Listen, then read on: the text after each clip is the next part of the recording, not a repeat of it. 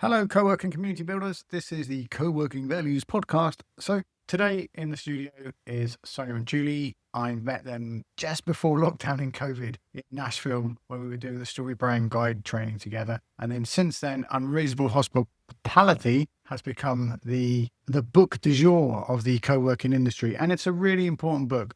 I worked in hospitality for about 3,000 years, and I really, really rate that book. So in here, we dig into hospitality, customer service, what it means, how it's positioned. And the best news is sometime in June the 11th, I think it is. I should know that, doing an intro to my own podcast. Dr. J.J. Peterson from StoryBrand, who wrote the guide and everything with Will Guidara about Unreasonable Hospitality, and Julie and Sonya are running a StoryBrand workshop and an Unreasonable Hospitality workshop in Holborn in central London. And I know you're supposed to be called and leave this to the end, but if you click the link in the show notes and type in the code co-working values, all one word, that will get you the mates rate to the workshop. It is going to be amazing. I will be there. And I know people that are doing things like that always say amazing, but I cannot wait. I'm flying in from my luxury lair in Galicia to be at that event. So that's enough of me. Get into them. I am over the moon again. I mean, I know I say that nearly every episode, but Sonya and Julie are back in the luxury studio, and we're going to be talking about StoryBrand and Unreasonable Hospitality. I'm going to let them introduce themselves. So which of you two wants to go first? Do you want to go first, Sonya? Like, what would you like to be known for? And then bat it over to Julie. Thank you. So I'm Sonya Whittam. I cover Story 22 with Julie Firth, and we run a full service marketing agency that specialises in StoryBrand. But also over the last couple of years, we've been delivering unreasonable hospitality workshops across the UK. And it's something that we feel really passionately about. Our agency has been running for 6 years. And as we've kind of gone through that time, it's become very obvious to us that, marketing and service are closely linked. And, the way we kind of think about it is that marketing makes these promises and service delivers that. So for us, StoryBrand and Unreasonable Hospitality, really work together kind of hand in glove. And StoryBrand is, really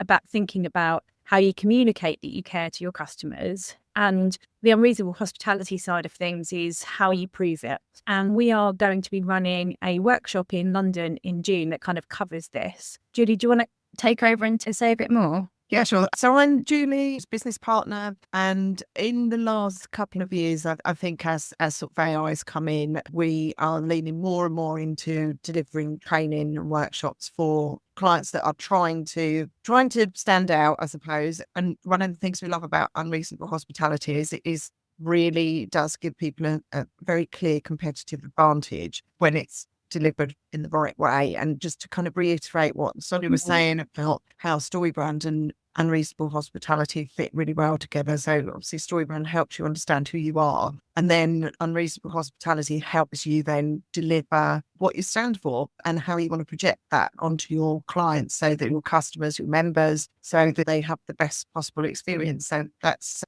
it in a nutshell. Let's set this up a little bit, because we met in, oh my God, is it like 6 years ago or 5 years ago? Yes, in Nashville.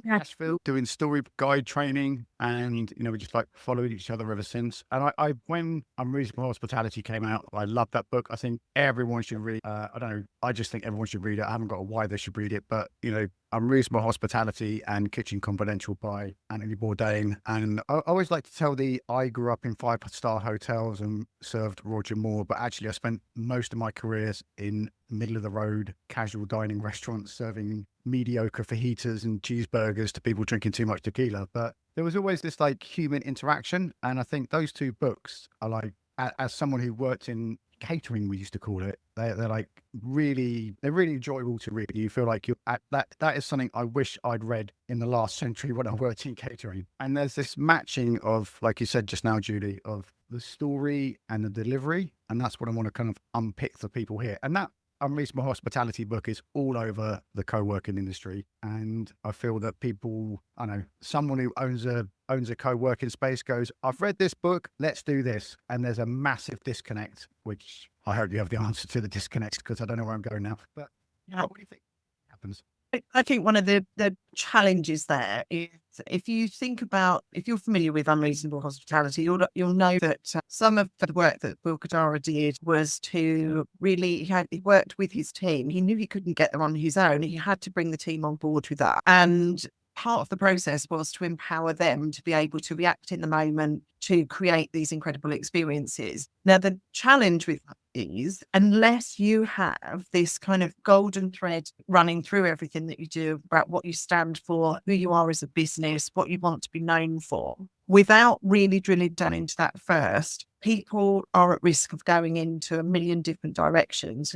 One of the things we see from the workshops we deliver is that when you get a group of people around the table and you get them to start thinking in a different way about the experience they could deliver. And the great thing is they are full of excitement. They are full of a million and one different ideas all of a sudden. They're really fired up, but without something that kind of gives you the, not control, but the guardrails, I suppose, to kind of stick within, that gives you what's your purpose? What's the purpose of doing this amazing thing for that person? Does it fit with our values and what we stand for and how we want to project ourselves to our customers or our members? Without that in place first, then think that is one of the areas where Unreasonable Hospitality can quickly trip you up. There are others, and I think we'll go into those when we start to talk about process as well. But that for me, I think you have to know what your story is first to then be able to deliver on that story through the Unreasonable Hospitality side of things. So with that story thing, Sonya, I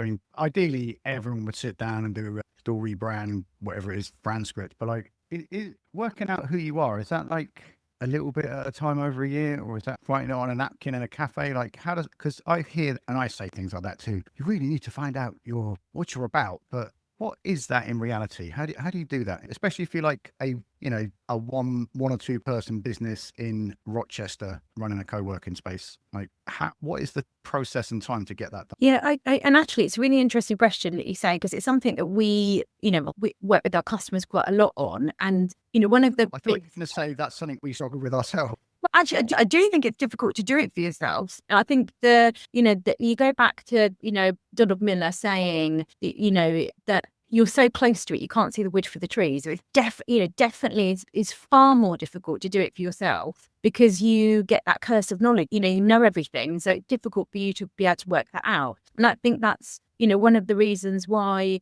people do go to guides to help with that, to kind of work out that ability to be able to see as your customer sees you, not as everything, you know the ins and outs of your business. So it's difficult to think about how your customer might see you there. But I do think that position, and we'd call it positioning. So, that positioning of understanding what you stand for needs to come before you even start getting into your messaging, and should come before you get into, kind of thinking about the service, elements of that, and getting into, where your touch point might be. So they, it very much is cyclical, but you have to be thinking about what you stand for, who you are, what experience you want your customers to have before you can even get into that marketing of the message. So, they kind of fit really well hand in glove. Can I jump in there? Because I see, and I've been in these sessions, people say, like what you said, what triggered my excitement there was when you said stand for. And people will say something like, oh yeah, we're a co-working space. We stand for quality, service and value. Like, that's like Marks and Spencer's in 1994. Like, what do you actually believe in? Like, and how do you get that bit out?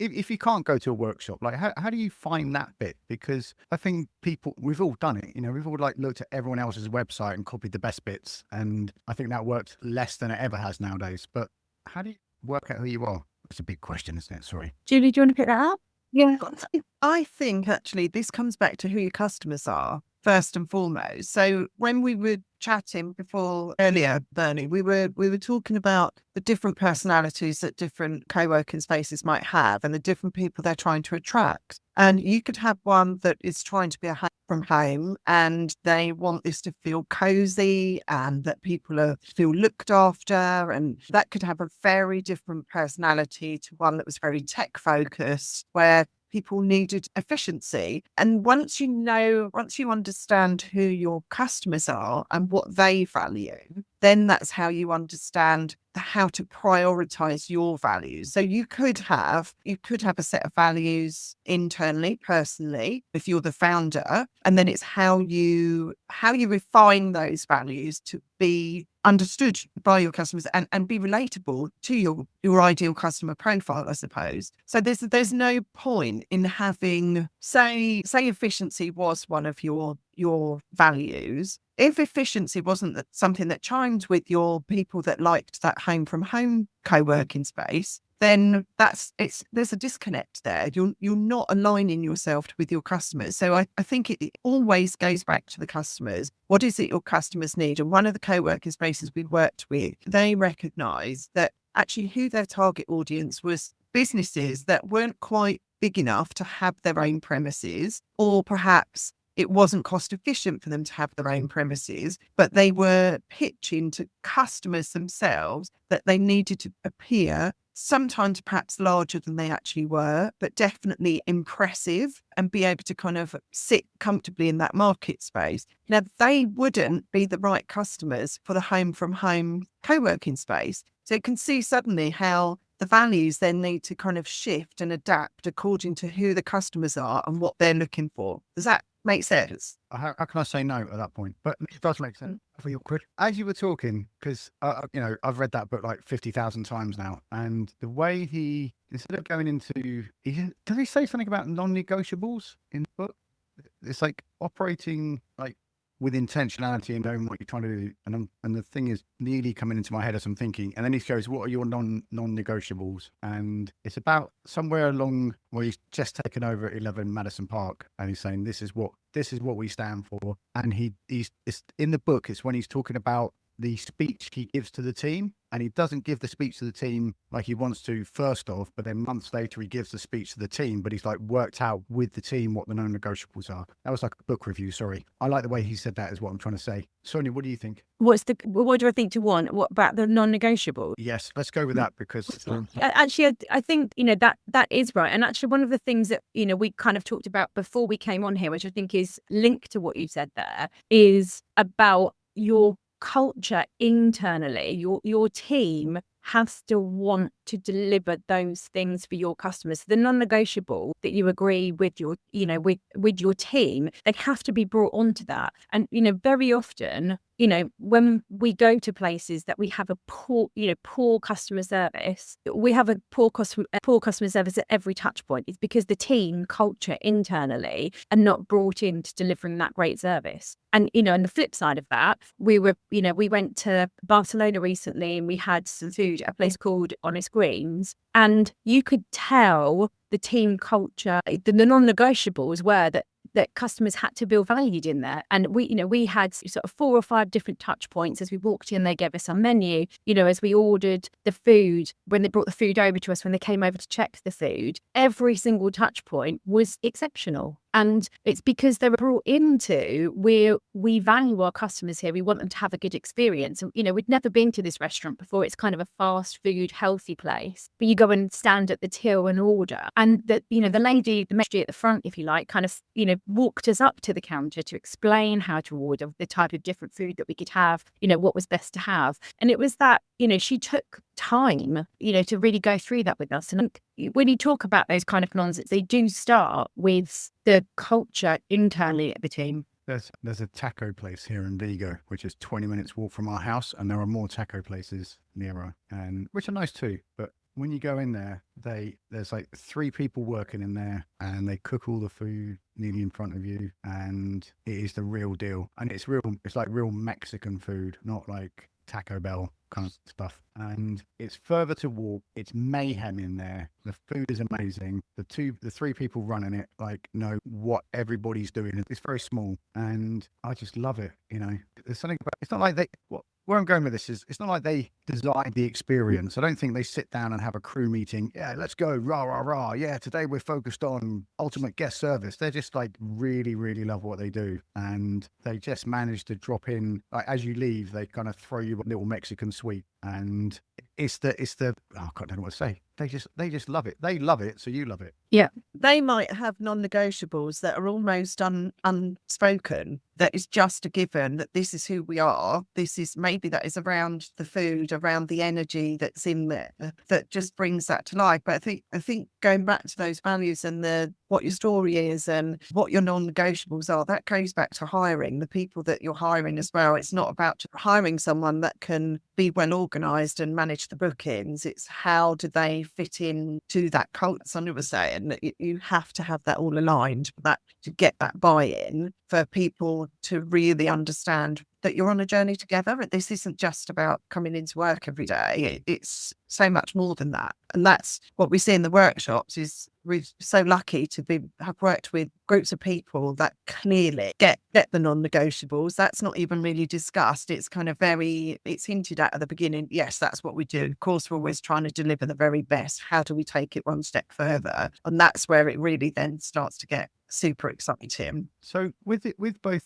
these frameworks or these I'm going to say books because it's, that's what most people will know. It's like, I've done StoryBrand everywhere and worked in hospitality, and I really love the book and appreciate it. And in both books, I've met people in real life putting them into action, like practically applying them rather than just sitting around doing a podcast like this about them. How do you, when you meet people, all those, I'm going to say like micro businesses, because most people that listen to this are 1 or 2 person businesses with 1, 2 or 3 co-working spaces. Like, where do people get in their own way as they try to tell their own story and then apply their hospitality in their business? Is there like a few reoccurring things that people do, and like, no, just skip that bit and get to this bit, or you don't need to meditate for 3 years on it, just like write a blog post and get going? Like, are there other things that come up that stop people adopting these simple philosophies? Shall I pick up the story side? Yeah.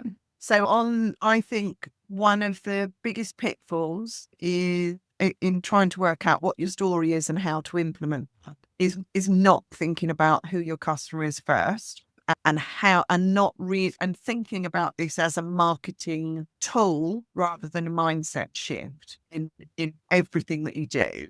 We're really lucky that, like, I think 99% of our clients have already been familiar with StoryBrand before they come to us. But the ones that perhaps have not been so aware, I think there is a natural tendency, because of like marketing gone by, there's a natural tendency to think that we have to talk about our business and we have to put the business first. And actually, when you put your customer first, so long as you understand why you're doing those things and how you're making yourself relevant, everything else just falls into place anyway. You don't have to sell because you naturally become the right solution for what they're looking for. So I think doing your own messaging is really tough because you're too close to it and you have put blood, sweat and tears into it yourself. And it's almost impossible for you to stand in your customer's shoes. Having somebody else kind of hold a mirror up to why is that relevant? Why are you saying that? Why does that matter? Is priceless. And then how you deliver that should be across everything from a marketing perspective. You should be able to detect that message across everything. And often people forget. They stop talking about the problem that they solve. It just kind of, sometimes people don't understand how to implement that. I think that's the biggest challenge, is what does that look like in the day to day and in the communication and the emails that we send out? How do we continue that on from that? Sonya, do you want to pick up what that looks like and challenges with implementing unreasonable hospitality? Yeah, and I think one of the biggest challenges that I think people, and typically it's leaders of businesses, right, who read this book and then are like, oh, great, we're going to implement that in. But, and you kind of alluded to this earlier, Bernie, that you have to empower your team to be able to make these on-the-spot decisions, because, Will Guidara says, it's you're creating an experience that is for individuals. So you're not trying to create an experience that you can, yes, you want that experience to be, to be able to be replicated, but you want to empower your team to be able to solve those problems individually for customers, or see something that a customer's going through and tailor it for them. So, he kind of talks about one size fits one. And I think goes back to that culture thing we were talking about earlier, but also, your ability for your team to be able to view each customer and each experience that they have as kind of this new thing, not something that they've done 100 times, that day or that week. And, if you think about the book, Wilger talks about these kind of touch points that you go through and how you can elevate each of those. And, one of them is, if you notice someone left-handed, they'll change the place settings. And, that really makes people feel something, that these experiences are designed and not left to chance. So everything's intentionally done, and each touch point is thought through, but it is thought through in a way that your team are empowered to personalize it for those customers. So they're trusted to make decisions, and there's no rigid structure or scripts. It's not over controlled. If your team aren't free to act, they can't deliver the promises that you make. If that makes sense. Sonya. Well done. That was a lovely explanation. That's really true. I've worked in horrible places where no one knew what they were doing, and I've worked in places there was one restaurant I worked in London, and we pulled the tips, and the manager, the power hungry manager, would be like, if you guys don't speed up, I'm going to employ someone else, and everyone would work a bit harder. And that might make it sound like the boiler room or something, but everybody just had their shit together so much, and it moved so fast. And sometimes at lunchtime we turned the restaurant 3 times, and it was up to everybody on the floor. The manager would run food and write our paychecks, but it was kind of up to us to self-organize. I didn't know what self-organizing was in those days, but that's what we did. It was an amazing experience. One thing before we go is I think there's, and you can push back on this, but I think people sometimes do things in the hope that it looks like, I'm going to give you a cupcake to say thank you, and it's not really a spontaneous act. It's not like that thing with moving the place setting for a left-handed person. It's like a gimmick versus genuine, observation and connection. And how do you make sure you're not pretending to be hospitable, that you actually are? I think that there is a misunderstanding between the stuff and the behaviour that matters. Personally, I think thinking that Sonya and I are very lucky to travel a lot, and we see lots of different examples of service. I can genuinely say the ones where that we have talked to other people, and that's what we want. So what we want from Unreasonable Hospitality is these magical stories that we will share with other people that inspire them, that they remember, because we remember stories, and we want them to refer back to us again. The stories that we've shared are probably of things that have happened to us that have either cost nothing at all, or a couple of quid, like a coffee or something like that's happened, where someone has kind of gone out of their way to help you, or to greet you, or to remember something, or to note your situation that you're in, or something like that. It's almost never about the stuff that we sit on. And I think that there is, within the co-working industry, that there can be an emphasis, an imbalance perhaps, on the environment, focus on the environment. And I've got a great coffee machine, I've got great sofas, I've got, cool lighting, or, whatever it is. If you don't have the experience, if you don't have that hospitality that matches that, then it's, I think you used the expression earlier, Bernie, being soulless, that you can have this fantastic space, but it's not going to be fantastic. It's just going to be a shell. It's just going to be things that people sit on, and they will remember the experience that they had perhaps somewhere else, where someone remembered their name, they remembered their birthday, they saw that they were drenched that morning in the rain and brought them hot chocolate or something to warm them up, or whatever that is. They're the moments that get remembered, not the fact that there's a cool sofa in the corner or whatever it is. Yeah, there's a guy called James who in Manchester, who runs Clockwise, and he's on Substack, and I don't know if he actually does, but I would do this too.